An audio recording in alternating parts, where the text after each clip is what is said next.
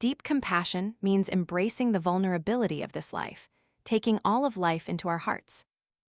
In the foreword to her book Radical Compassion**, Tara Brach doesn't begin with familiar rallying cries, but with a poignant truth. Many people, as they face death, regret not having had the courage to truly live authentically. From this lack of courage, she points out that people often drift in a semi-conscious state, trapped in guilt, fear, and self-blame. This book is the answer to the question, how can we return to ourselves? How can we find compassion not just for others, but for ourselves, even when we are stuck in suffering? Brach introduces a practice called RAIN, an acronym for recognize, allow, investigate, nurture as a path to dismantle cycles of pain and awaken an open heart. But the big question remains. If healing begins with learning to love ourselves, what happens when we dare to let that love expand outward, touching others and the world? Part 1. When mindfulness heals. There are moments when we realize we aren't truly living, but merely operating like a machine. We eat unconsciously, work in stress, communicate in haste. This state I call a trance. When in a trance, we are drawn into vortices of anxiety, judgment, and lack. The mind operates like a machine, endlessly repeating familiar refrains: not enough time, not good enough, not capable enough. In a trance, the heart closes, leaving a cold void between us and the world. I remember one afternoon as I was preparing for a lecture. Before me lay stacks of documents, tangled notes. Inside me, a familiar mantra echoed, not enough time. I was swept into a rapid breath, tension rising, my mind crammed with worries. I knew many people lived this way, racing through to-do lists, checking off items, yet anxiety never lessened. Just then, my mother walked in. She was over 80, holding a magazine, intending to tell me something interesting she had just read. But seeing my tension, my eyes glued to the screen, she paused, placed the magazine on the table, and quietly left. I glanced up briefly, watching her receding figure, and in that moment I froze. I had missed something irreplaceable, presence with my mother, someone I knew I wouldn't have forever. A pang of sorrow flooded me. I realized a paradox. I was rushing to prepare a talk about love, yet I forgot that very thing in a moment of intimacy with my mother. Amidst the rush, I had forgotten my own heart. I stopped. I sat down, closed my eyes, and took a long breath. I knew I needed a way back. And then I remembered the method that had become a cornerstone of my practice. RAIN, an acronym for recognize, allow, investigate, nurture. It's not just a technique. RAIN is a path that leads us from a trance back to presence. I began with the step of recognize. I clearly saw the anxiety of not enough time, the tightness in my chest, the stiffness in my shoulders. I didn't try to push them away. I simply acknowledged that this is what was present. Then I moved to allow. Instead of trying to dispel the tension, I agreed to let it be there. I whispered, "Okay, just stay here." This might sound strange because our habit is to resist what's uncomfortable, but when I tried it, a subtle softening appeared. I continued with investigate. I paid attention to the heavy feeling in my chest, sensing the root of the fear, the obsession that if I didn't prepare enough, I would fail, I would disappoint others. Listening deeper, I realized I was equating my self-worth with perfection in my work. Finally, I entered nurture. I placed my hand on my chest, whispering to the trembling part within me, "It's okay, dear one, you've been through moments like this before." A warmth spread, the tightness gradually loosened, and my heart softened. After a few minutes with RAIN, I returned to presence. When I came back to my desk, my mind was clearer.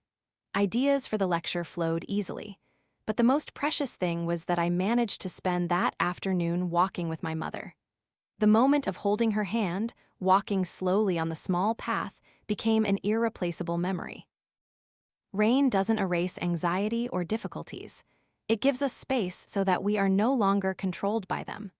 Amidst inner storms, we can choose to return to our body, to our breath, to our heart, and in that choice, we find freedom. Practicing RAIN is like making a U-turn in the mind. Instead of being swept away by unconscious reactions, we turn back to recognize what is happening. It's like being engrossed in a scary movie and suddenly remembering it's just a movie. We feel the chair beneath our back, hear the breath in our chest, and know we are safe. Only by recognizing we are in a trance can we return to presence. And in that presence, we can see fear, sadness, anger. But at the same time, we can also see the child who needs our listening, the friend who is worried, or the gentle breeze passing by. When present, love has a chance to blossom. When a powerful emotion arises, the most common human reaction is to fight it.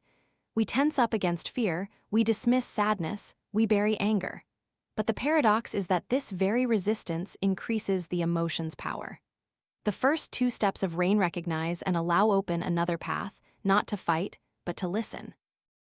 Recognize is the first step, also the doorway. It begins with a simple question: what is happening inside me right now?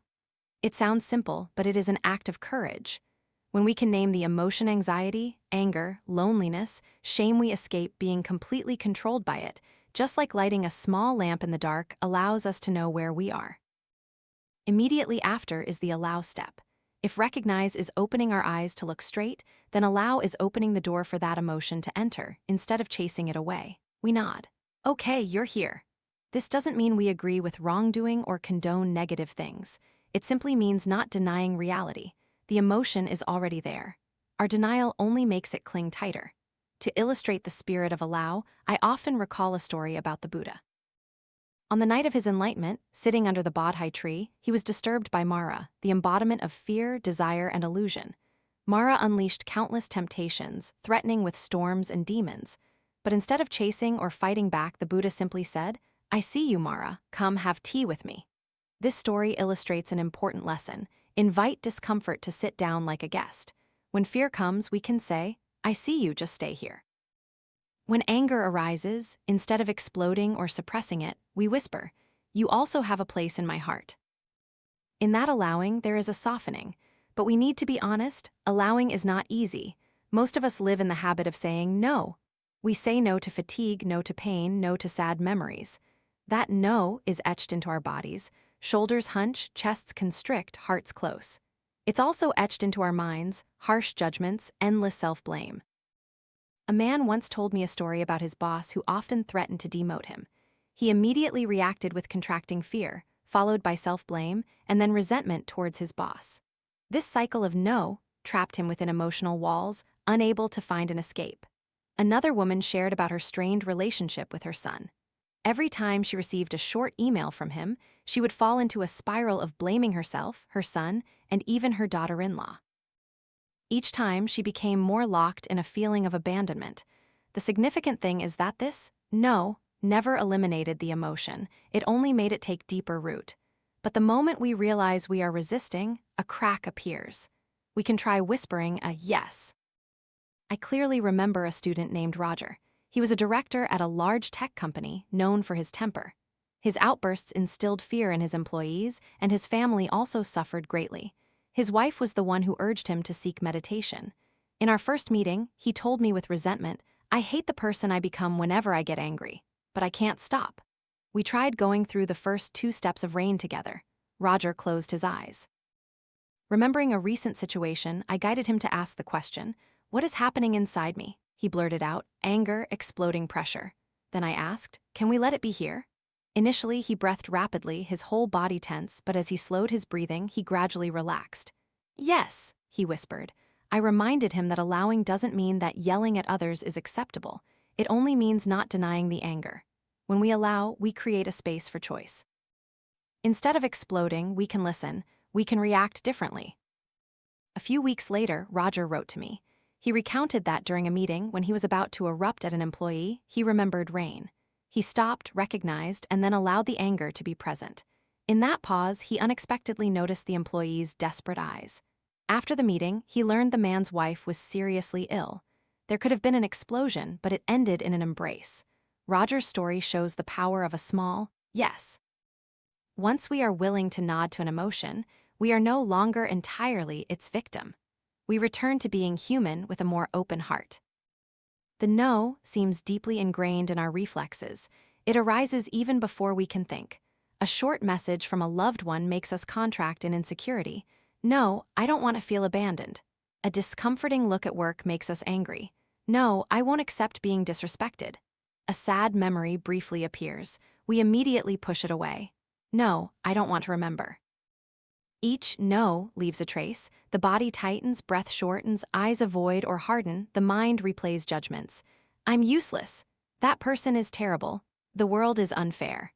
Thus, a closed loop forms, an emotion appears, we say no, that emotion is suppressed and returns stronger. We continuously cycle in our own trap. Neuroscience has explained this loop with a familiar principle. Neurons that fire together wire together. Each time we repeat the no reaction, the brain reinforces the corresponding neural network, making it increasingly easy to activate.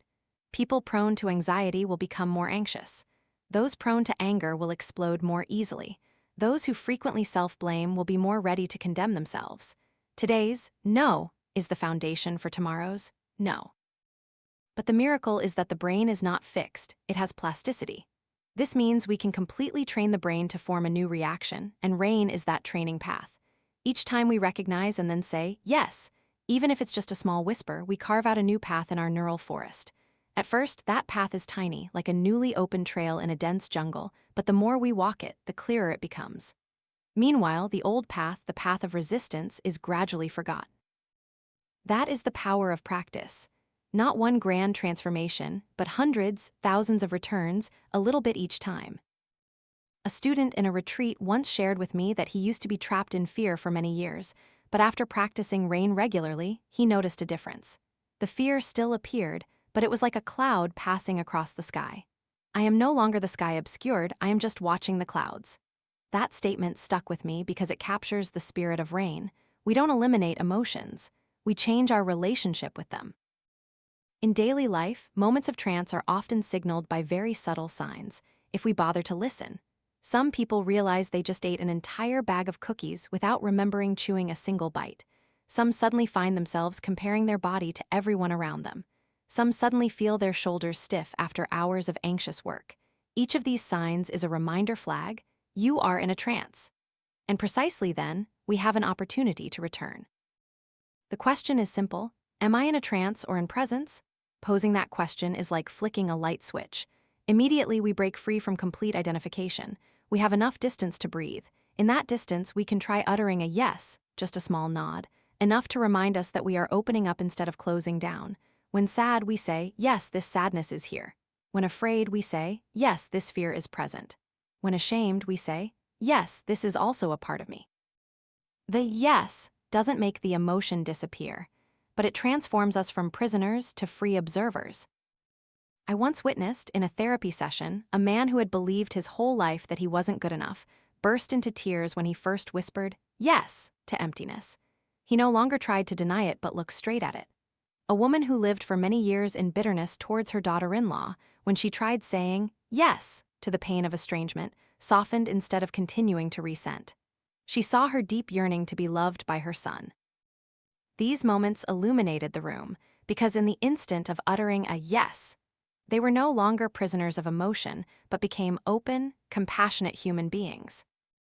Mindfulness can heal not by eradicating or replacing emotions, but by creating a space large enough for them to exist and then dissipate.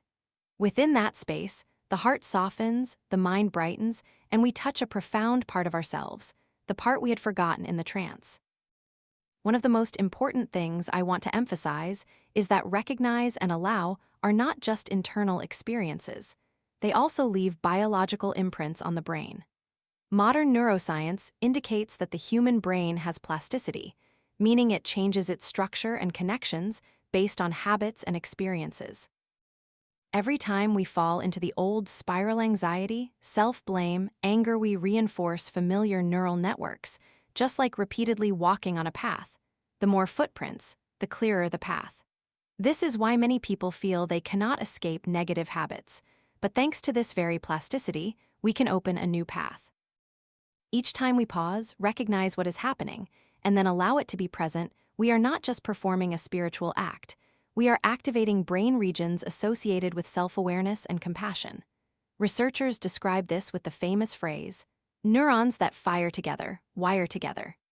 Each time we practice recognize and allow, we are building a new bridge, gradually replacing the old path of resistance. I have witnessed many students describe this change. They say that initially, when a strong emotion appeared, recognizing and allowing only lasted a few seconds before they were swept away again. But after many weeks, that space widened. Instead of immediately exploding or contracting, They could pause, breathe, and watch the emotion pass. The difference was not that the emotion disappeared, but that they were no longer controlled by it. A woman who attended a retreat recounted that she used to eat unconsciously, especially when sad. She would eat while watching TV until the entire bag of cookies was empty, and she couldn't remember the taste of a single bite. After practicing rain, she began to notice the moment her hand reached for the cookie bag. She stopped, recognized this as sadness, and then allowed it to be present instead of hastily filling it with food. Gradually, she was no longer swept into the old habit. Another man shared that he frequently compared himself to colleagues, especially regarding appearance and career. The comparison led him to self-pity, sometimes even envy. But during one practice session, he suddenly recognized, this is the fear of not being enough. He allowed it to be there like a shy child within. Immediately, a lighter feeling appeared. He said, I still compare myself, but it no longer controls me. This is the wonderful thing about rain. It doesn't demand that we eliminate emotions. It only asks us to return to recognize and allow. And each time we return, we are training our brain, expanding our ability to stay with the truth. Each small moment like that becomes a brick laid for a freer life. In my guidance sessions, I often emphasize that we don't need to wait until an emotional storm hits to practice. We can practice in very ordinary moments. When stuck in traffic, we recognize impatience is here. When listening to someone complain, we recognize discomfort is here. And just by adding a small whisper, just be here, that is already a step of allowing. Practicing many times, we will clearly see that recognize and allow create a clear space in the misty forest of trance. In that clear space, we can see the sky, feel the light, and rediscover the softness of the heart. It doesn't remove the pain, but it gives us space so we are not engulfed by it. A student once told me, I realized I don't need to defeat fear. I just need to sit with it like sitting with a trembling friend. I find that statement captures the spirit of rain, because when we learn to stay, compassion gradually blossoms. This is the connection between science and spirituality. What we practice internally becomes new neural pathways externally. And as that path becomes clearer, we find it easier to choose love over fear, presence over trance. After going through recognize and allow, we move to the more subtle parts of rain. Investigate and nurture. If the first two steps open the door for emotions to be present, these two steps bring us to the very root of the emotion and then embrace the vulnerable part within with gentleness. The metaphor I often use is the story of the Golden Buddha in Bangkok. In the 1950s, when people were preparing to move an ancient clay Buddha statue, a crack unexpectedly revealed a brilliant golden light inside. After carefully chipping away each piece of clay, they were astonished to discover a solid gold Buddha statue within. It turned out that centuries ago, monks had covered the statue with clay to hide it from invaders. Over time, that clay layer made people forget the true value inside. This story is a reflection of each of our souls. When we are young, we are innocent, bright, full of love. But then, out of fear, shame, or trauma, we put on layers of clay-negative beliefs, defense mechanisms. Many years pass, and we forget our inherent brilliance. We believe we are just that gray clay. The investigate step is when we begin to chip away at the clay.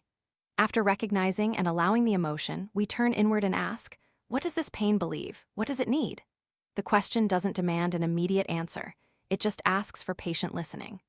Often, an image, a memory, or a bodily sensation will gradually emerge, and that is the trace of the hidden wounded part within us. In many cases, that image appears as an inner child, our vulnerable part that was once rejected. A child might believe they are not worthy, they will be abandoned, they are not good enough. These are beliefs formed from painful experiences, but they follow us throughout life. When we investigate deeply, we are reconnecting with that inner child. This is where the nurture step becomes crucial. After identifying the yearning, we try to respond with a gesture of compassion. It could be placing a hand on our heart and whispering, "It's okay, I'm here." It could be visualizing a warm embrace for the trembling part, or imagining our adult, wiser self comforting the inner child. The miracle is that even such a small act can completely change the experience. Instead of being bound by fear, we find a soft space. Instead of being covered by shame, we feel there is room for compassion. Nurture is not about forcing positivity or feigning happiness. It is simply reaching out a gentle hand to touch the wound so it is no longer alone. I distinctly remember a student describing in a practice session how she saw an image of herself at 8 years old, sitting alone in a dark room. The child believed no one cared about her. When asked what it needed, she answered through tears, to be loved, to be hugged. So, in the nurture step, she placed her hand on her heart and whispered, "I'm here with you." Tears still flowed, but this time they were tears of comfort. This is the moment of transformation. We are no longer victims of emotion, but become companions to it. When we embrace the inner child, we restore a forgotten part of our humanity. And at that moment, the clay layer cracks, and the inner light begins to emerge. One of the images I often use to describe the ego is an astronaut suit. We put it on from childhood to protect ourselves from harm. That suit shields us but also prevents us from truly connecting. When practicing rain, especially in the investigate and nurture steps, we learn to gradually take off that suit. Beneath it, we rediscover our true body and heart, not perfect but vibrant and radiant. When we become more familiar with these two steps, we will see a subtle shift. We realize that beliefs like, "I'm not good enough," "I will be abandoned," are just layers of clay. Deeper still, there is a part of us that is never harmed.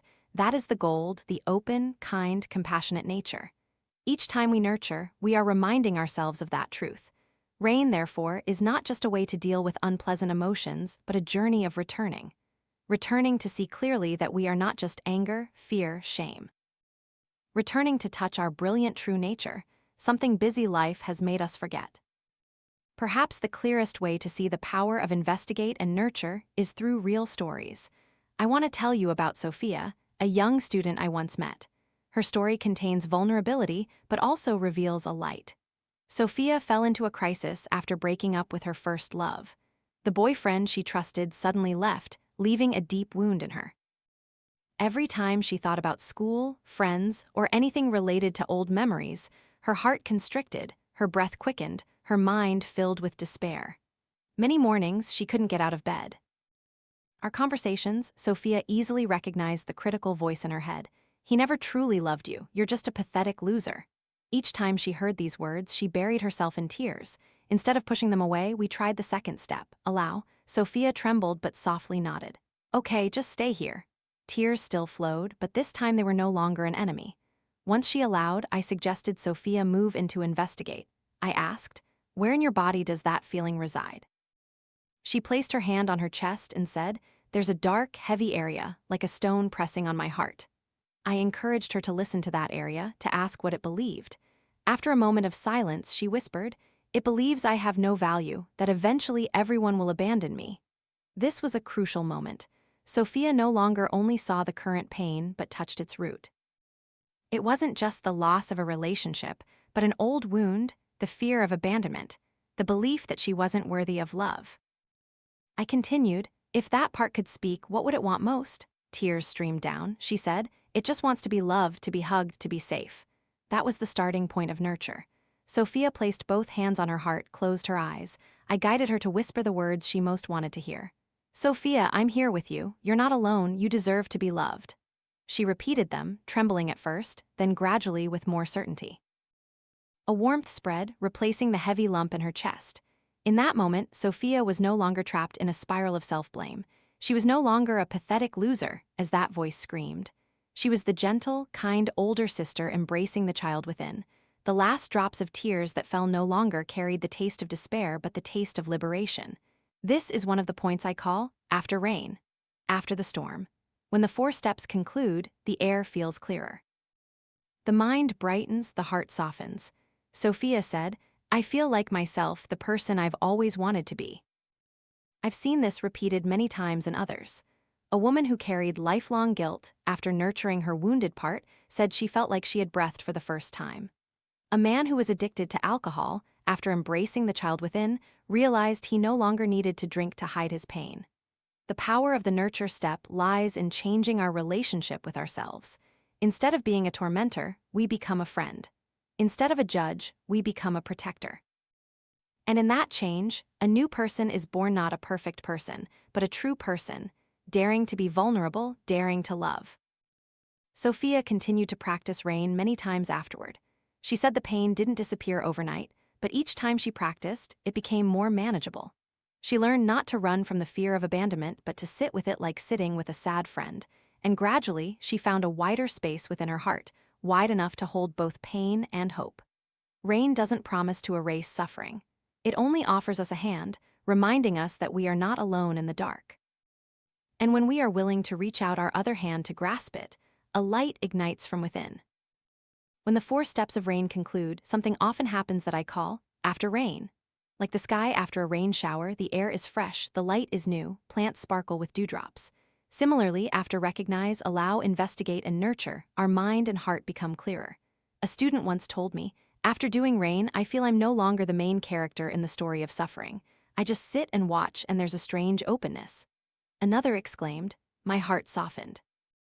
I feel there's room for both sadness and joy. These words are simple but profoundly deep, for they describe the state of presence, a state we often forget in a life swept away. After rain is not a burst of euphoria or a mystical bliss. It is often very simple: deeper breaths, relaxed muscles, a warmth spreading through the chest.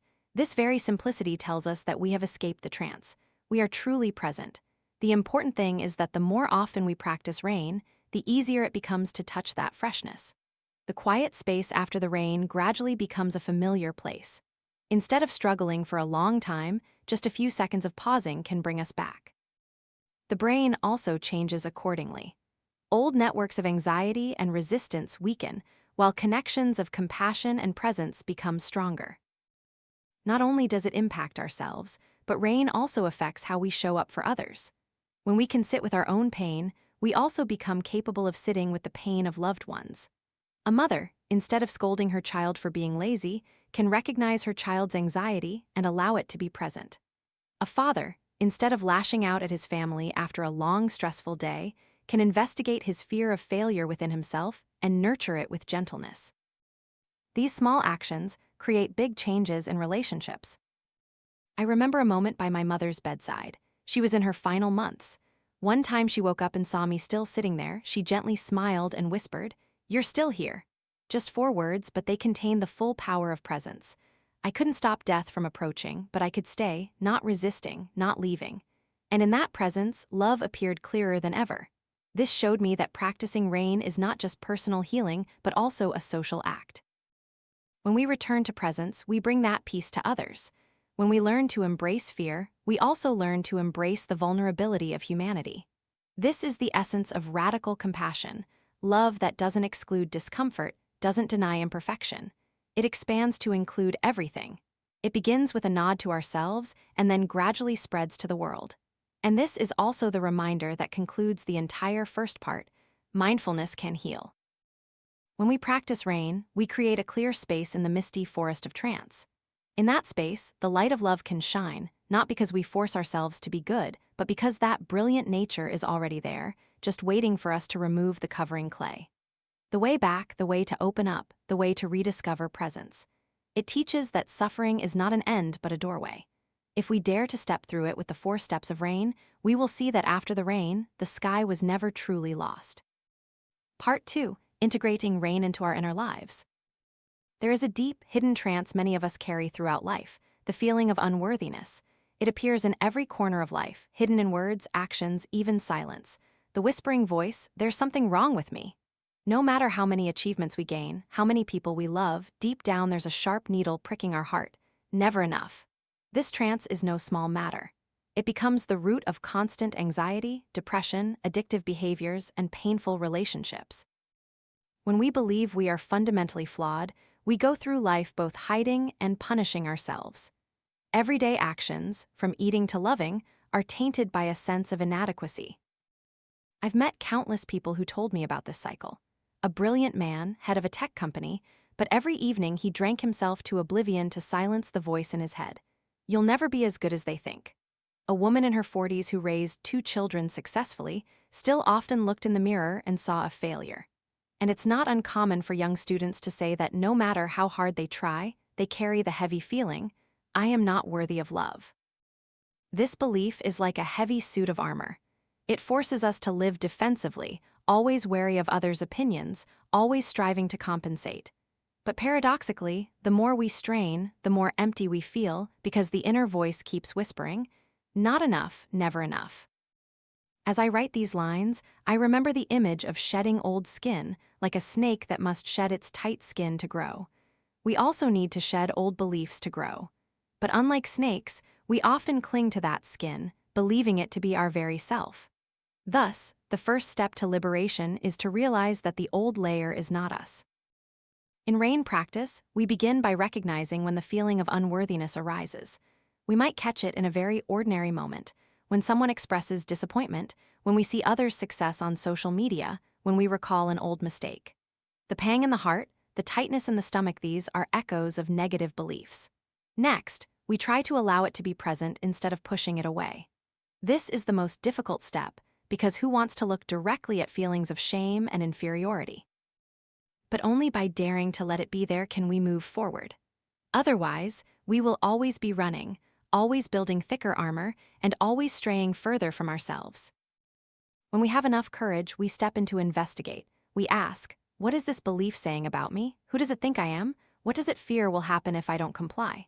These questions are not for debate, but for illumination. And often the answers are familiar. You're not good enough. If you don't try hard, you'll be abandoned. If you reveal your true self, no one will want to stay. Listening to these answers, we clearly see the constriction of old beliefs. But at the same time, we can also realize that these are just beliefs, not the truth. Like the old skin of a snake, it once served to protect and shield, but now it is tight and harmful. And finally, we try to nurture. We can place a hand on our heart, sending ourselves a warm message. Dear one, I see the fear in you. You are not wrong. You are just hurting. I am here with you. These words are not an instant cure, but they open a crack of light. They remind us that there is a part of us, a larger, brighter part, that is untouched by that belief. When we practice many times, we will realize that the feeling of unworthiness is just a shell, a trance. And within, there is still life yearning to reach out, to connect, to love. Just like a snake shedding its skin, we find freedom when we leave the old layer behind. We are no longer entirely bound by the voice. There's something wrong with me. This is the starting point of Part 2's journey, bringing rain deeper into inner life to dismantle limiting beliefs. When we dare to look directly at the feeling of unworthiness, we open the first door to return to ourselves. A return full of risk, but also the only return that can save us. When we begin to touch negative beliefs about ourselves, the first feeling is often confusion. It's like looking in a mirror in a dark room, we only see distorted shadows. To see clearly, we need to ask precise questions, like shining a flashlight into every corner. The most fundamental question is, what am I believing about myself? At first glance, it seems obvious, but rarely do we pause to answer. We are only used to hearing the old voices. You're a failure, you're useless, you're not worthy. When we ask directly, we realize that voice is not the truth, but merely a deeply ingrained belief. The second question, what terrible thing will happen if I no longer believe this belief? This question reveals its controlling power. Someone might think, if I don't believe I have to be perfect, I'll become lazy, I'll lose all value in others' eyes. Another might fear, if I don't self-blame, I'll become unrestrained and be abandoned. Negative beliefs hold us by threat. Abandoning them means losing safety. But when we recognize this, we begin to see its falseness. Here, Rain asks us to distinguish between wise discernment and harsh judgment. Wise discernment helps us clearly see which actions are harmful and then change. It's like holding a mirror to our face to know where to wash. In contrast, harsh judgment is a hammer blow. You're terrible, you don't deserve to live. One helps us grow, the other buries us. This difference seems clear, but in reality, it's subtle. We often disguise judgment as motivation. A student thinks that scolding himself, "You're stupid," will help him study harder. An employee believes that criticizing himself, "You're incompetent," will make him improve. But in reality, such motivation only reinforces the loop. The more self-blame, the more anxiety, the harder to focus, and ultimately, the easier to fail. When we practice Rain, we begin to see that negative beliefs are not our true nature, but merely a covering. This is where the golden Buddha analogy returns. Like a golden statue covered in clay for centuries, we too are covered by layers of fear and judgment. If we keep looking at that clay and mistaking it for ourselves, we will live our entire lives in delusion. But when we dare to gently tap, the clay chips away, and we see the precious thing underneath. One way to chip at the clay is to practice recognizing the moment a belief appears. Suppose in a meeting, we make a small mistake. Immediately, "You're stupid, you embarrassed yourself," echoes in our mind. Instead of getting swept away, we pause and note, this is a negative belief speaking. This simple act creates a crack. We are no longer entirely identified with that voice. A student told me that whenever she made a mistake, she would often think, "You're so shameful." After weeks of rain practice, she learned to replace that reaction with a whisper. "This is the old voice." It sounds small, but the impact is profound. It's like pulling back the curtain on a stage to see that it's just a performance, not the truth about ourselves. When identifying a belief, we can go further by asking, "If I no longer believed this, who would I be?" This question often makes people pause. Initially, the answer might be emptiness, because we have been used to living within the old framework for so long. But that very emptiness is an opportunity. In that space, we can imagine an alternative future where we are no longer controlled by the old belief. This is where the brain's plasticity comes into play. As we repeatedly practice recognize and allow, the brain begins to carve new pathways. Neurons linked to judgment weaken, while neurons linked to compassion and presence strengthen. Each time we choose to pause instead of following the old voice, we lay another brick for the new path. In this journey, RAIN doesn't promise to immediately eradicate negative beliefs, but it gives us tools to look directly, to no longer be enchanted. We see the belief come, name it, allow it to be there, watch it gradually dissipate. And then in the moment of nurture, we send ourselves the opposite message. "You are not wrong. You are just hurting. You deserve to be loved." Gradually, we realize that "there's something wrong with me" is just an illusion. It can repeat 1,000 times, but it cannot touch the deepest part of us. Because that part, like the gold within the statue, remains intact, still shining. Once we have clearly identified negative beliefs and seen how they operate, the next step is to apply RAIN directly to the flaws we fear most. This is no longer a general practice, but a journey of confronting what we avoid. I often encourage students to choose one specific thing they believe is their flaw. Some say, "I'm too hot-headed." Others, "I'm selfish." Some confess, "I'm not smart enough to accomplish anything." These beliefs are deeply ingrained, casting a large shadow over their lives.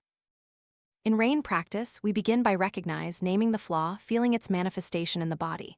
Many feel their heart constrict when they utter, "I am weak," or their stomach clench when they think, "I am greedy." Just daring to name it is a brave step. Next is allow. Instead of avoiding or quickly denying, we say, "Yes, this is also present." Allowing does not mean agreeing, nor does it mean affirming that the flaw is a permanent nature.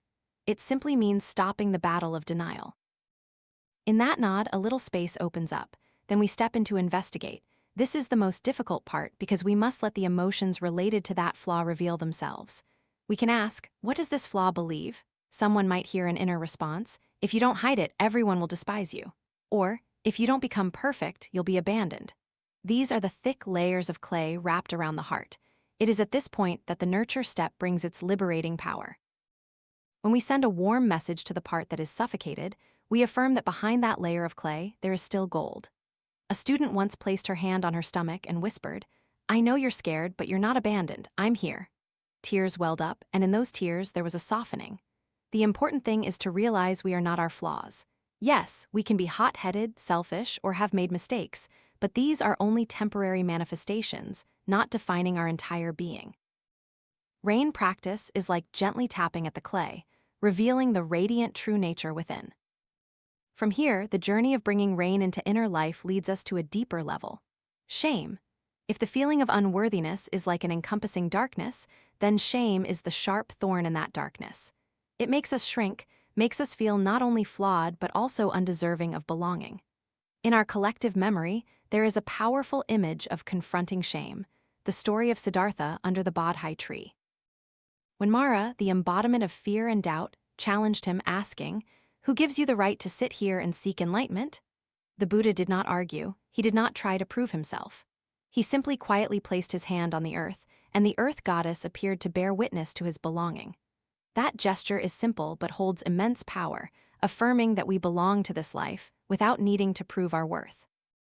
When we place our hand on the earth, we are also calling upon a larger source of nourishment: nature, community, tradition, or simply the vast life that surrounds us. This is a core lesson when we use RAIN with shame. Shame often makes us feel isolated, as if excluded by the whole world. But in reality, we are never truly separated. We always belong to the earth, to life, to the flow of humanity. Recognizing this, we begin to see shame as just another layer of clay, unable to touch the gold within. Shame is one of the most paralyzing emotions. It not only tells us we've done something wrong, but also whispers that we are wrong. When shame arises, we feel exposed, as if standing naked before the cold gaze of the world. In that moment, we believe we no longer have a place to belong. I've heard many students describe this. One recounted that whenever she made a mistake at work, she immediately wanted to disappear. Another confessed that recalling childhood memories of being ridiculed, he felt frozen, unable to breathe. Shame makes people retreat into a shell, build defensive walls, but at the same time feel hollow and lonely inside. In such times, rain practice can open a way out. The recognized step here is not easy, as we often avoid shame, but just daring to name it, this is shame, we begin to break its power. Next, the allow step is also challenging. Who wants to let feelings of humiliation stay? But when we whisper, yes, shame is also here, we stop running, stop trapping ourselves in the cycle. The key lies in investigate and nurture. We need to find what that vulnerable part behind the shame is craving. Most answers are very simple. I just want to be loved. Or, I want to be accepted, to be embraced. But it's difficult to create that feeling ourselves when enveloped by shame. This is when we learn to call upon a source of nourishment larger than ourselves. I often tell the story of Siddhartha touching the earth to illustrate. When challenged by Mara, he didn't try to prove his worth but simply placed his hand on the earth for the earth goddess to bear witness that he belonged to this life. That gesture reminds us that we don't need to prove ourselves to belong, because we inherently do. In meditation practice, this is concretized through the practice of letting in love. When feeling ashamed, we can invite the image of someone who once gave us unconditional warmth. It could be a friend, a family member, a teacher, or even a pet. If difficult to visualize, we can imagine our future self, a more mature, wise, and gentle version of ourselves. During meditation, we invite that image closer so that love from it can touch the ashamed area within us. Someone once told me that when doing this exercise, he remembered his small dog. Whenever he was sad, it would jump onto the couch, rest its head on his lap, demanding nothing, judging nothing. When he visualized this while feeling ashamed, he felt a softness in his heart gradually open. The remarkable thing is that we don't need to generate love ourselves. Sometimes we don't have the strength, but we can allow love from outside to enter and touch our most wounded part. This is not dependence but a reminder. We are always part of a larger network of love. That love can come from nature, from loved ones, from spiritual traditions, or simply from life itself. Another student shared that when practicing letting in love, she invited the image of her grandmother. Although she had passed away many years ago, the memory of a gentle embrace remained vivid. When she let that image envelop her, she felt that shame was no longer a life sentence. It was just a thin cloud passing by, revealing the clear sky. In the nurture step, we can reinforce this feeling with bodily actions, placing a hand on our heart, breathing deeply, whispering the words the wounded part needs to hear, "You are loved, you belong." By doing so, we are not just imagining but carving a new experience into our body and brain. This leads us to an important realization. Shame doesn't disappear just because we fight it. It dissipates when we allow love to permeate where it resides, like a long, dark room. There's no need to fight the darkness, just open the door to light. And then, in those moments, we can feel what Siddhartha affirmed. We belong to this life. Regardless of our past, regardless of our mistakes, we are still part of the endless flow. When we allow love to enter, we return to this truth. A truth that nothing can deny. If shame is the silent wound that makes us contract, then fear is the raging wave that sweeps us away. No one lives without knowing fear. Fear is an instinct programmed into our flesh and blood, helping our ancestors avoid predators and escape danger. But in modern life, many fears are no longer life-saving signals but become shackles. They arise when we face a difficult conversation, when we think about losing a job, when we touch old memories. The thing to remember is that fear is not the enemy. It is a natural part of life, which can return at any time. We cannot eliminate it, but we can learn to be with it, to hold it in a larger space. Then, instead of being possessed by it, we see it, recognize it, and at the same time feel the safety that is already present within rain. We begin by recognizing the trembling of the body, the rapid heartbeat, the tense electricity in the chest. We name it, "This is fear." Then we try to allow, "Okay, fear is present here." These two steps open a moment of quiet, but more important is investigate, where we ask, "What does this fear need?" Often, the answer is very clear, "I need to feel safe." This is where the nurture step comes in. We can introduce safety into the experience in several ways, called nurturing seeds of safety. There are three main paths. 1. Return to the body and breath. We notice the feeling of our feet on the ground, the support of the chair, the rhythm of our breath in and out. The body becomes an anchor, reminding us that right now, we are still safe. Fear may scream, but our feet are still on the ground, our breath is still in our chest.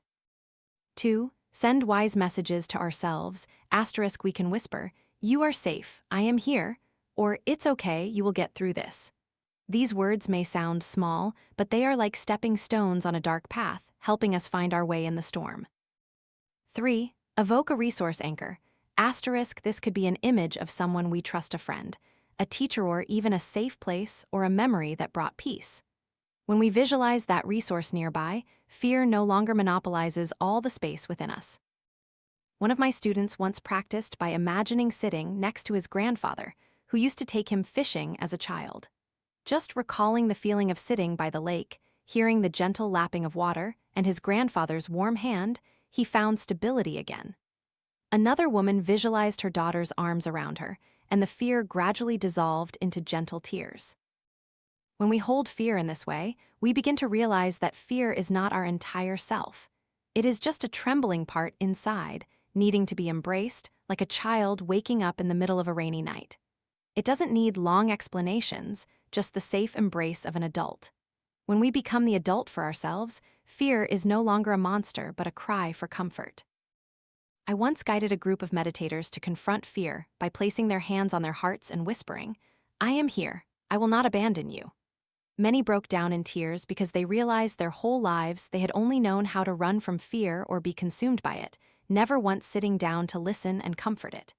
In that moment, they felt a softening, not because the fear disappeared, but because they were no longer alone with it.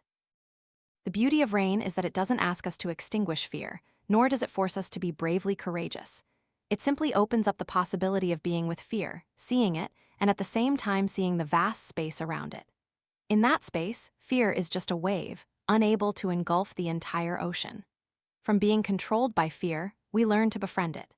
And in that friendship, we find a safety that doesn't come from eliminating danger, but from the ability to embrace our own trembling heart. The first path, returning to the body and breath. The body is always in the present, while fear often pulls us into the future. When afraid, the mind conjures up worst-case scenarios, losing a job, rejection, an accident, a loss. But the body is still here, feet touching the ground, chest rising and falling, hands resting on thighs. When we pay attention to them, we leave vague scenarios and return to immediate reality. Right now, we are still safe. I remember a student once sharing that he often panicked when speaking in front of crowds. His heart rate would soar, sweat would pour. He thought he would faint right on the podium. In one session, we tried something simple, planting both feet firmly on the floor, feeling the solidness of the ground, then breathing in deeply, exhaling slowly. He recounted that in just 1 minute, the panic subsided. He was still tense, but no longer felt swept away by a wave. The body, when attended to, becomes an anchor. It reminds us that no matter how many scenarios the mind conjures, at this moment, we are still sitting, still breathing, still supported. The second path, sending wise messages to ourselves. Fear is often accompanied by harsh voices. "You will fail, no one will save you, you're not strong enough." They echo like a verdict, making us tremble more. But when we know how to pause, we can add another voice to the internal conversation, the voice of wisdom and compassion. A woman once told me that during a moment of extreme anxiety about an upcoming surgery, she suddenly placed her hand on her heart and whispered, "I will take care of you." You are not alone. Those words didn't dispel the danger, but they completely changed the atmosphere. From being cornered, she became her own companion. Wise messages can be very short. "It's okay, I'm here, you are safe." Repeating them while breathing is like scattering small stones on a dark path, just enough to keep going. This is not false reassurance, but a reminder. Within us, there is a part larger than fear, capable of holding and embracing it. The third path, evoking a resource anchor. Sometimes the body and words are not enough. We need to call upon an external resource: memories, loved ones, nature, or a spiritual symbol. When we visualize that resource, fear no longer monopolizes all the space. A man once faced a panic attack on an airplane. While trembling, he recalled an image of his father sitting by his bed during childhood, placing a hand on his shoulder and saying, "Dad's here, it's okay." Just by imagining that embrace, he felt his body relax. Another young woman who had experienced many losses chose the image of an old tree in an ancient garden. Every time she closed her eyes, she imagined herself leaning against the large trunk, feeling the deep, firm roots. The fear within her gradually subsided as if shared with the earth. Some find anchors in pets, in the image of a teacher, or even in their future self, a more mature and peaceful version of themselves. Whatever it is, the resource anchor gives us a feeling of being supported, and that feeling breaks the isolation that fear creates. I have seen so many faces change as they practiced these three paths. A student trembled during his first meditation session, afraid to close his eyes for fear of memories flooding back. But just by placing his hand on his chest, feeling his breath, and recalling the image of his kind mother smiling, he burst into tears. It wasn't a panic attack, but tears of liberation. Fear can return many times, but after each practice, we are less controlled by it. We learn to stand firm like the earth, to whisper reassuring words, to call upon loving resources, and gradually, fear is no longer a monster but just a wave in the ocean. Practicing rein in fear is not to abolish it, but to expand the space of our heart large enough to hold even the trembling. In that space, we can still act, still love, still live fully, even when fear is present. Having learned to recognize and embrace negative beliefs, having allowed love to permeate areas of shame, and having known how to nurture seeds of safety amidst fear, we are led to another space: deep yearning. This is where the heart speaks its own language, transcending defenses, transcending even the story we usually tell ourselves. This yearning is not about superficial desires like wanting a new car, a bigger house, or some recognition. These can be appealing, but are only ripples on the surface. What I am talking about is the call from the depths of the heart, a silent urge, sometimes unspoken, but carrying the power to move our entire life. How do we find it? Through rain practice, especially in the investigate step. We can ask, what does my heart truly yearn for? Or, if I look back at the end of my life, what was most important in this moment? These questions don't require immediate answers, nor rational analysis. They are an invitation to listen with the body, with the vibrations in the chest, with deep intuition. Some, when listening, realize their yearning is simply to connect. Others find themselves desiring to live freely, not imprisoned by fear. Some confess, "I just want to be loved and to love completely." These things sound familiar, but when they arise from sincere listening, they are not slogans but living truths. A sign that helps us know we have touched a deep yearning is a feeling of sincerity, energy, and flow. The heart might beat stronger, breaths deeper, a warmth spreading throughout the body. Sometimes eyes well up with tears, realizing how long we have neglected that call. A student recounted that after practicing, he suddenly heard his heart whisper, "The most important thing is to be present with my family." He burst into tears, because for many years he had exchanged that presence for work. For another, the yearning revealed itself as a desire to live creatively, and immediately after, she decided to return to music, something she had abandoned in her youth. When we have touched a yearning, the nurture step is no longer just about comforting pain, but about immersing ourselves in that yearning. We can close our eyes, breathe deeply, and let this feeling spread throughout our body, as if every cell is being called by name. This is an experience I call after rain in the context of yearning. It is not just relief but clarity about direction.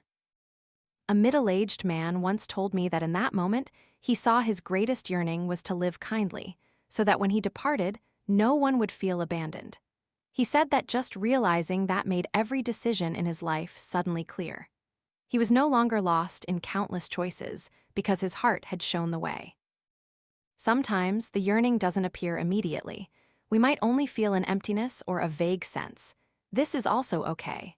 Rain teaches us to just open up, and the yearning will come when we are ready. In the meantime, we just need to continue to recognize, allow, investigate, and nurture. The soil of the heart will gradually crack open, and the seed of yearning will emerge. Importantly, once we have touched a yearning, we need to dare to trust it and live by it, not with grand, immediate changes, but with small steps. A sincere conversation, a decision to let go of what no longer serves, a moment of pausing to be present. Each such step is a way we turn yearning into reality. To conclude part 2, I want to emphasize that the journey of bringing rain into our inner lives not only helps us release suffering, but also opens the door to our core values. We learn to shed the belief, I am not worthy, to let go of shame, to embrace fear, and finally to listen to our deepest yearning. When we do this, we no longer live just to avoid pain. We live to answer the call of our heart. And that is the path to true freedom. Freedom to be ourselves, freedom to love and be loved, freedom to be fully present in every moment of life. Part 3, bringing rain into relationships. In everyday moments, when a relationship cracks or a painful memory floods back, we often get pulled into a familiar reaction: blame. We portray the other person as an absolute villain while simultaneously becoming the absolute victim. But hidden beneath this mechanism are two obscuring layers that prevent us from seeing the truth. The other is not real, and the self is not real. When someone hurts us, we immediately strip away all their complex dimensions, reducing them to a label: traitor, bad person, heartless one. This is what I call the other is not real, a straw man we create, not a real flesh and blood human with their own pain, joy, and circumstances that led them to act that way. In parallel, we also shrink ourselves into the self is not real. We become identified with the role of victim, the deceived, the abandoned, the trampled. Our entire ego contracts, losing its other deeper layers, the capacity for love, wisdom, creativity.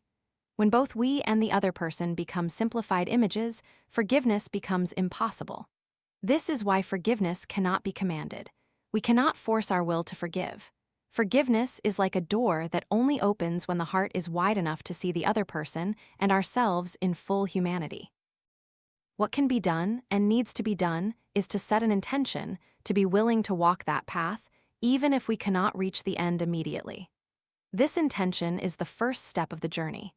It's like stepping onto a narrow path through a dense forest, not yet seeing the way out, but merely agreeing to walk is a transformation. I've heard many people share that as soon as they whispered, "I want to forgive," even without knowing how, their body immediately felt a little lighter, as if a small stone had been lifted from their chest. From intention, we begin to observe the mechanism of blame in our lives. When angry with a loved one, we can pause and ask, am I seeing them as a real person or just the label cause of suffering? When we find ourselves shrinking into the victim role, we can ask, is this my entire being? These questions are like gentle taps that crack the two obscuring layers. Forgiveness does not mean denying the hurt or condoning abuse, nor is it a noble act to prove ourselves. Forgiveness is the process of returning both ourselves and others to being real, imperfect humans, with both darkness and light, yet still worthy of being seen in their full humanity. Applying rain to relationships, we will go through the turns of forgiveness, learn to see the good in others, practice compassion amidst differences, and finally remember 4 living principles to keep the heart always open. But first, it's crucial to remember that every process begins by removing illusions to see others and ourselves as real people. Forgiveness is not a single leap.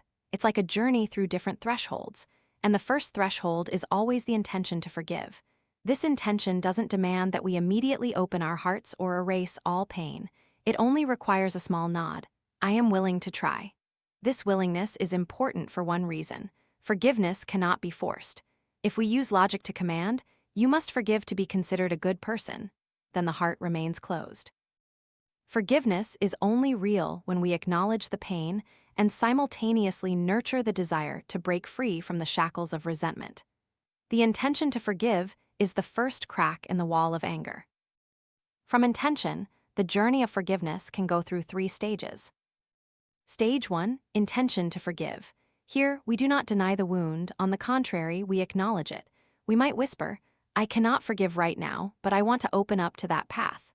That alone is a turning point. Many students have recounted that as soon as they uttered those words, their bodies immediately softened, as if a weight had been partially lifted from their chest. Stage 2, the U-turn with rain. When we begin, our minds often direct all energy towards the other person. He made me suffer. She betrayed me. But rain teaches us a U-turn. Instead of focusing our gaze outward, we turn inward to identify our own wounded part. We recognize the sensations in our body, the pang in the heart, the tightness in the stomach. We allow them to be present, not pushing them away. Then we investigate what this wound believes, what it fears. We might hear whispers, "I am not good enough. I will be abandoned forever." It is these very voices that are the root keeping us in resentment. And in the nurture step, we send that vulnerable part a gentle message. You are not wrong, you deserve to be loved. I am here with you. This U-turn doesn't justify the other person's wrongdoing, but it helps us break free from the cycle of blame to clearly see our own pain. Stage 3, bringing a real person into the heart. Once we have recognized and embraced our inner wound, we can begin to look at the other person again. Not with the label of evildoer we once imposed, but as a real human with their fears, cherished things, and even their awkwardness. This is when we ask ourselves, if they are hurting, where does that pain come from? What did they once yearn for? What part of them also wanted to be loved? When answering these questions, we don't deny the harm they caused, but we begin to see them in their full humanity. And when the other person becomes a real person again, not a straw man, the seed of forgiveness can sprout. To help ourselves go through these 3 stages, we can practice rain of forgiveness, first with ourselves. We recognize self-condemning thoughts, I ruined everything. We allow them to be present, then investigate the underlying fear, I don't deserve to be forgiven. And in the nurture step, we whisper, you are also human, you have suffered, you deserve a new chance. Next, with others, we recognize anger, allow it to be there. Then we investigate our own wound, so we are no longer entirely consumed by the other's fault. And as the heart softens, we try to look at them as a real person, imperfect, but also carrying the yearning to belong.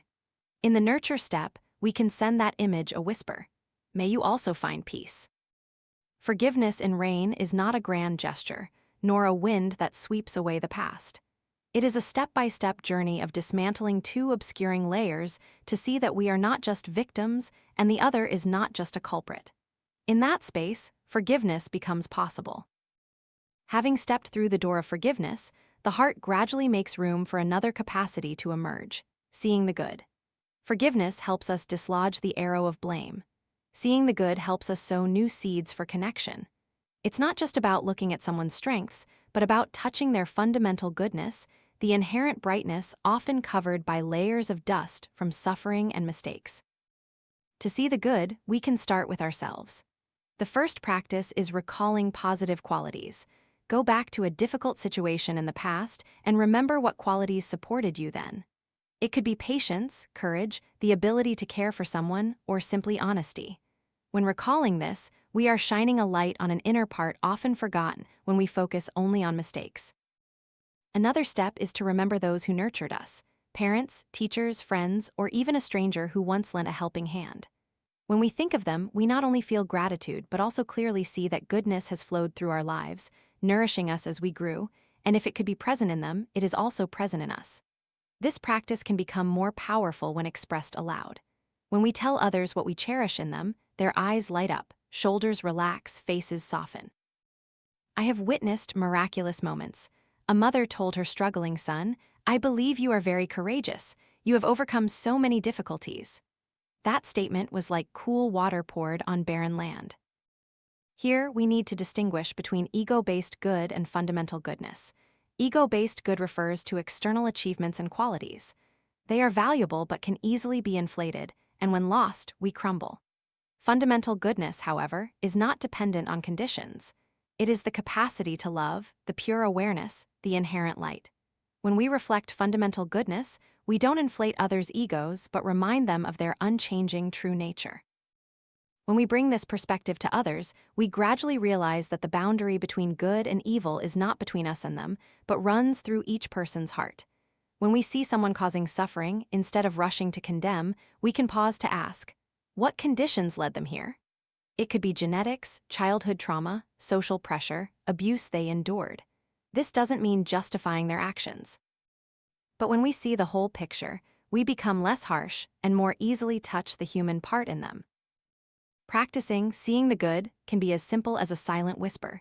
This person also knew how to love. This person also yearns for happiness. As we practice many times, our gaze toward others gradually changes. Instead of only seeing the dust of their mistakes, we see the spark of light that is still there, however small. This is also true for ourselves. Many, when they first start rain, only see darkness within, fear, shame, self-blame. But over time, by practicing recalling the good, they realize, I was also gentle, I was also honest, I was also courageous. And in that moment, they are no longer identified solely with their mistakes.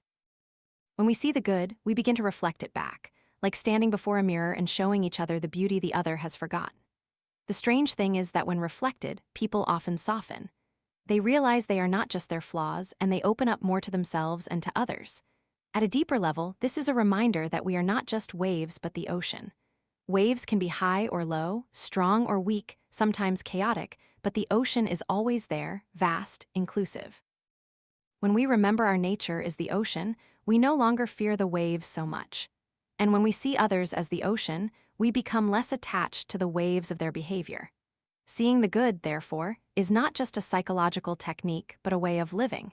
It changes how we see others, how we see ourselves, and ultimately, how we connect with the world. As we practice looking at fundamental goodness, a truth gradually emerges. The boundary between good and evil is not a wall built between us and them. It cuts across the heart of every human being. In the same person, there can be both a yearning for love and behaviors that cause suffering. The same is true within ourselves. We can be kind in the morning and authoritarian in the afternoon. Often, when hurt, we are compelled to create two sides, the bad guys out there, the good guys in here. But reality is more complex. The person causing us suffering may also have been a victim. They may carry genetic predispositions to anger or childhood trauma. Perhaps they grew up in an abusive environment, under social oppression, or were never taught how to love.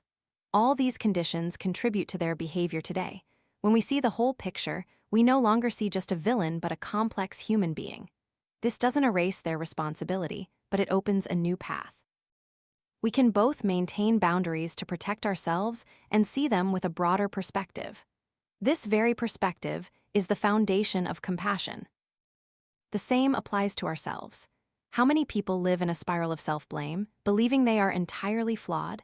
But when they pause to see the context, family legacies, social pressures, fears of abandonment, they begin to understand that wrongful behavior is not their entire nature. This doesn't excuse it, but it explains it, and through that, we become less harsh with ourselves. The metaphor of the ocean and the wave becomes a guiding principle. Each wave is a behavior, a state of mind. It can be chaotic, sometimes destructive. But the ocean is always there, deep, vast, inclusive, and still in its depths. When we remember we are the ocean, we no longer cling to or fear every wave so much. And when we see others with that same perspective, we see them as the ocean too. The waves may be angry, the waves may be aggressive, but in the depths, there is still the potential for stillness and clarity. This is not naive optimism, but trust in the fundamental nature of life. Importantly, belief in fundamental goodness does not make us blind. On the contrary, it helps us remain steadfast in rainpractice when relationships become difficult. When someone offends us, instead of drowning in reaction, we can recognize anger, allow it to be there, then investigate deeply to see the fear of humiliation. In the nurture step, we remind ourselves, I am the ocean, not just this wave. And from that perspective, we can see that the other person is also being swept away by their own waves. This belief opens up the possibility of connection without denying reality. We can see harmful behavior, but at the same time believe that it is not everything. Just as when we see an angry child, we don't just see the anger but also a vulnerable heart wanting to be loved. When we practice reflecting fundamental goodness to each other, something miraculous happens. We help others remember the part they themselves have forgot. I once witnessed a wife, after years of tension, tell her husband, I know you truly yearn to protect your family. The husband burst into tears because for so long he had only heard accusations of being selfish and hot-headed, forgetting the good motivation within. That statement didn't erase all conflicts, but it opened a new door. When we believe in fundamental goodness, we no longer seek perfection in others. We just need to remember that beneath the layers of dirt, the gold is still there, and that very belief gives us the courage to move forward with rain in challenging relationships. When we begin to see fundamental goodness, the next step in bringing rain into relationships is to cultivate compassion. But for this compassion to bloom, we must confront a deeply ingrained habit, the habit of dehumanizing others. In daily life, we often see others through labels: annoying person, lazy colleague, indifferent salesperson, noisy neighbor. When we label, we no longer see a real human being, but only the image we've constructed. And once the other person is reduced to a label, our capacity for connection disappears. To counteract this habit, we can practice a basic question: is this person real to me? Try it when sitting on a bus, looking at a stranger across from you. Do you see them as a human being with dreams, fears, loved ones, or just a faceless stranger? In close relationships, it's the same. When arguing with a loved one, do you still see them as a complete human being or only as an opponent? A concrete way to restore humanity to each other is to look into each other's eyes. When we dare to hold eye contact for a few seconds, we often recognize a shared vulnerability. Those eyes also know anxiety, also yearn for safety. Many participants in my meditation courses have confessed that in just a few minutes of silent gazing, they felt a deeper connection than 10 years of conversation. This is preparation for rain of compassion, practicing rain to open a compassionate heart. The difference is that instead of only turning to our own pain, we invite in the pain of others. We start by recognizing, this person is also suffering. We allow, yes, that suffering also has a place in this heart. The key step comes in investigate. Here we ask a crucial question: what's it like to be you? This question seems simple, but it has the power to break down the wall of separation. When we truly ask ourselves this, we begin to imagine: if I carried your memories, endured your pains, faced your pressures, would I act differently? This question doesn't excuse wrongful behavior, but it opens up a truth. If I were in your shoes, I might be like you. From that, instead of just seeing an opponent, we see a fellow human also caught by the waves, just like us. I remember a man who shared that he often got angry with his father, who had been an alcoholic for many years. He only saw his father as a burden, a failure. But in one practice session, he paused and asked himself, what's it like to be him? And an image emerged: a 10-year-old boy who was abused, growing up in scarcity, never taught how to love. For the first time, he didn't just see the addict but a person who had been wounded. His tears fell, not to forgive immediately, but to recognize that there was a heart there. From this perspective, the nurture step in rain of compassion becomes natural. We can send a silent message: may you also find peace. We can visualize a warm light enveloping the other person, or simply breathe out with the intention that they also be free from suffering. A practice that helps cultivate this is on-the-street compassion. When walking, choose a stranger and ask yourself, what's it like to be you? Then, for a few seconds, send them a silent wish: may you be safe, may you be happy. These brief, repeated practices gradually train our hearts to see everyone with a humanistic view. Compassion is not pity. It does not place us above others. It is simply a complete view, seeing them in their full humanity, seeing their suffering and their brilliant potential. And when we practice rain of compassion, our heart expands, wide enough to hold both ourselves and the other. I often invite students to do an exercise called on-the-street compassion. When walking, choose a stranger. It could be an elderly woman carrying a heavy basket, a tired worker, or a child sitting on their mother's back. Just for a few seconds, silently ask, what's it like to be you? Perhaps you imagine the old woman has back pain but still has to go to the market. The worker is worried about their salary. The child is curious about the world but doesn't yet know where they belong. Then you send them a silent wish: may you be safe, may you be happy. Just a moment. But our heart has been trained to see others as real people, not just fleeting figures. A student once recounted that when doing this practice on the subway, she unexpectedly burst into tears. She realized that for so long she had lived as if everyone around her was invisible. Just a few minutes of deep looking and wishing well, and the whole world seemed to change. True compassion is challenged when we face those who hurt us: a competitive colleague, a conservative family member, a betraying friend. It is here that rain of compassion becomes most difficult but also brings the greatest liberation. When anger flares up, the first step is to recognize, this is anger, this is pain. Instead of rushing into an argument or silent resentment, we pause and allow, yes, this emotion is present. Then, in the investigate step, we try to shift our gaze to the other person. We ask, if I lived in their circumstances, what would I be like? perhaps we realize that the colleague is also afraid of failure, also yearns for recognition. That conservative family member is also worried about their family's safety, however clumsily expressed. That betraying friend was also caught in their own fear of loss. When we see this, our heart softens, and in the nurture step, we send them a silent message. May you also be free from the suffering that consumes you. This does not mean we condone wrongful behavior. We can still set boundaries to protect ourselves. But when we do so from a space of compassion, the energy is completely different. We no longer act out of hatred, but out of wisdom and love. Reign of compassion is also called upon when we face groups of people we hold prejudices against, perhaps a political group, a social class, or a cultural community. When we only see labels, the heart closes. But if we dare to ask, "What's it like to be you?" we open up the possibility of breaking down prejudice. I remember a white man who participated in a retreat recounting that he used to have many prejudices against immigrants. But in an exercise, he sat and looked directly into the eyes of a young immigrant man and silently asked, "What's it like to be you?"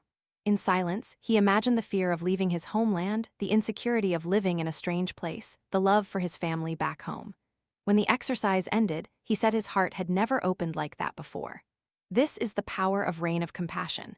It transforms labels into real people. And when we see real people, we cannot help but be moved. One thing to remember: compassion is not a grand emotion that appears once and then lasts forever. It is nurtured by small, repeated practices. Each time we pause in anger to breathe, each time we look into another person's eyes and see their truth, each time we whisper, "May you be well." All these things add up, gradually transforming the heart. And it is this persistence that makes us no longer see relationships merely as battlegrounds, but as opportunities to practice love. None of us escape conflict or misunderstanding. But with reign of compassion, every conflict becomes an invitation to open a little more, to embrace a little more of humanity. Having gone through forgiveness, seeing the good, and practicing compassion, Part 3 concludes with a simple yet profound reminder: 4 things to remember. They are like guideposts, helping us keep our hearts awake even in everyday life, where every clash, worry, and busy moment can easily make us forget what we are living for. Thich Nhat Hanh once taught a very concise practice. In 3 breaths, we remind ourselves, "I will die, you will die, and we only have this precious moment." 3 sentences, 3 breaths, but enough to awaken presence. It touches upon a truth we often avoid: life is fragile, and therefore every moment is invaluable. When we remember death, we don't fall into melancholy but clearly see, only now is truly ours. And when we remember together that the person opposite us will also die, we look at them differently. Less anger, less harshness, more love. From that spirit, there are 4 things we can practice daily. 1. Pause to be present. Just a second of pausing before answering, before reacting. That pause opens a space for awareness to enter. 2. Say yes to reality instead of constantly resisting. "I don't want this, I hate that." We practice nodding to what is present. Yes doesn't mean agreeing with injustice, but opening up to look directly without avoidance. 3. Turn towards love. When faced with a choice, we can ask ourselves, which path brings me closer to love? Sometimes it's a gentle word instead of blame. Sometimes it's listening instead of insisting on being right. 4. Rest in awareness. This is a step back to the root, remembering that we are not just emotions, thoughts, or fleeting waves. We are the vast space that can contain everything. In that awareness, we find stability and peace. Reverend Gregory Boyle, while on his way to an important meeting, encountered a young man who called him Father. The young man just wanted to talk. Boyle stopped and listened, missing his meeting. He called that moment being interrupted. But it was that very interruption that was an opportunity for true love. A famous study on the Good Samaritan also showed that what prevents people from being kind is not apathy but busyness. When theology students hurried to class, they were less likely to stop and help someone in need on the road. But when they had time, they were willing to stop. It turns out that kindness is often stolen by speed and pressure, not by a lack of love. These stories remind us, just by pausing, just by not letting ourselves be swept away, love can naturally blossom. When we practice the 4 things to remember many times, they gradually become habits. The moments we pause, say yes, turn towards love, and rest in awareness are initially brief states, but over time, they become enduring qualities. We no longer need to consciously remember them, they naturally manifest in how we live. This is how we nurture our future selves. Each time we pause to choose love, we plant a seed, and over the years, those seeds sprout, creating a person who knows how to live with an open heart. The 4 things to remember are not advanced techniques, but simple reminders, enough to keep the heart always awake in relationships. Forgiveness paves the way, seeing the good nurtures compassion and connection. And the 4 things to remember protect that flame in everyday life. When we live with these 4 things, relationships are no longer just places of conflict and competition, but become ground for practicing mindfulness and love. And that is the greatest gift, living in the world with real people, with a real heart. Knowing ourselves and each other are both fragile, both precious.